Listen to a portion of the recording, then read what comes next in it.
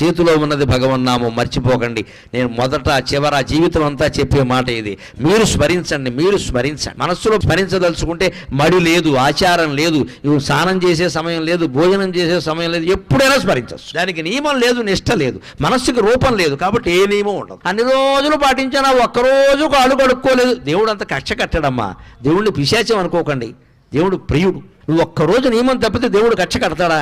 అలా అయితే దేవుడు అవుతాడా? అంతగా మనకు బాధ అనిపించింది అనుకో, అమ్మా ఏదో పొరపాటు చేశానమ్మా అని అమ్మవారి దగ్గర చెబితే క్షమించదా? ఆవిడ తల్లి అండి. భగవంతుడి దగ్గర భయం ఉండకూడదు, ఎప్పుడు హాయిగా చనువు ఉండాలి, ఒళ్ళో కూర్చునేలా ఉండాలి. గద, శంఖం, చక్రం, ఈ ఆయుధాలన్నీ వెనకాల వచ్చాయంటే నువ్వు నారాయణాయ నమః, ఓం నమో నారాయణాయ, ఓం నమః శివాయ, శ్రీమాత్రే నమః ఇలా ఏదో ఒకటి చెప్పిస్తూ ఉంటే సర్వాయుధాలు త్రిశూలం సహా నీ వెనకాల తిరుగుతూ ఉంటాయి. నీ జోలికి ఎవ్వడు రాడు, నీ ఇంటి జోలికి ఎవ్వడు రాడు, నీ భార్యా పిల్లల జోలికి ఎవ్వడు రాడు. వస్తే మటాష్, తిరుగులేదు ఇంకా.